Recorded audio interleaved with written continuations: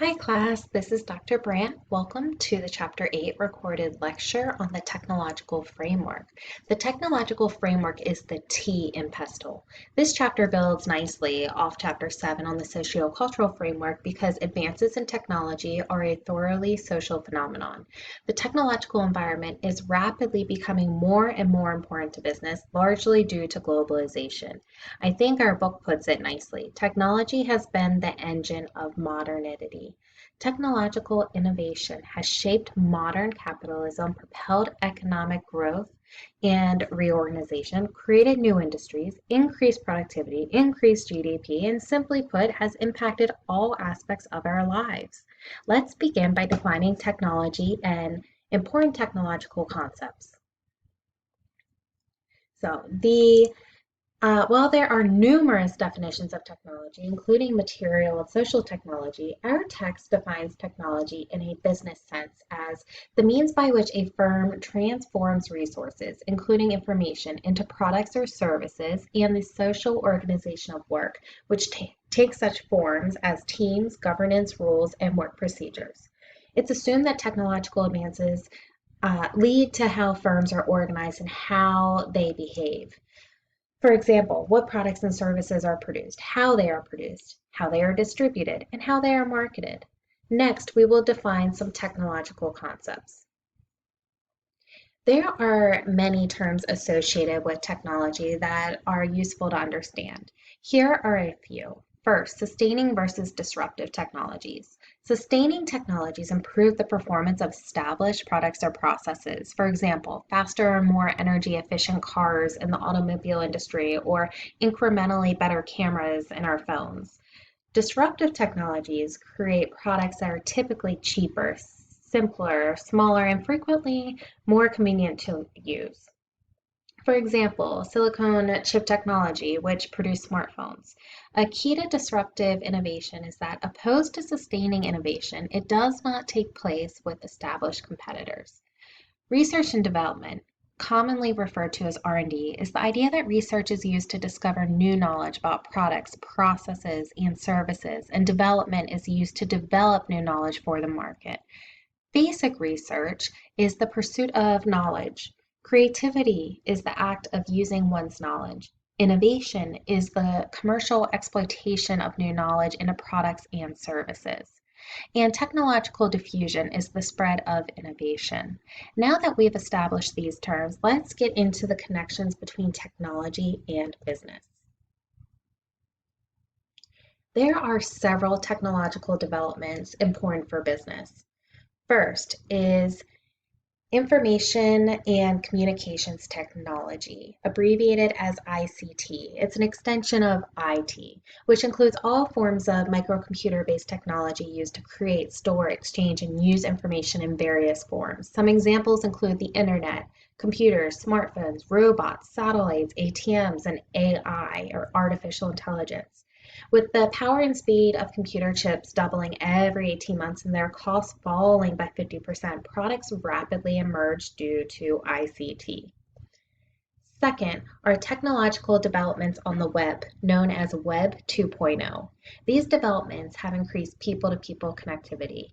Think examples like Facebook, Instagram, Twitter, YouTube, WhatsApp, smartphone apps, etc. Web 2.0 has created global systems that make it easier for business to business and business to customer interaction. Third is the cloud. The cloud is basically the internet, and it allows business the opportunity to use software from the internet and to store data on the internet. So it's reduced the amount of money firms need to spend on IT infrastructure, personnel, upgrades on hardware and software, making it easier and more affordable to compete, especially for smaller firms. Next, we will talk about investing in innovation. While R&D spending varies significantly by industry, firm size, and geographical location, over $1 trillion is spent on R&D to innovate every year. In general, the most research-intensive industries include technology, hardware, and equipment, pharmaceuticals and biotechnology, and automobiles. In terms of firm size, the larger the firm, the more likely it is to do R&D. As far as geographical location, the United States, EU, and Japan lead the world in R&D. So why do firms invest in R&D and innovation? There are three main reasons.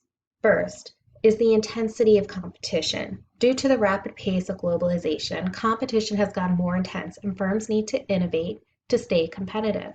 Second is pressure from customers and suppliers. This is quite apparent in the automobile industry. Third is government policy. Many governments provide a lot of support for innovation through taxes, subsidy, and equity support. So, why is this investment in technology and innovation important for business?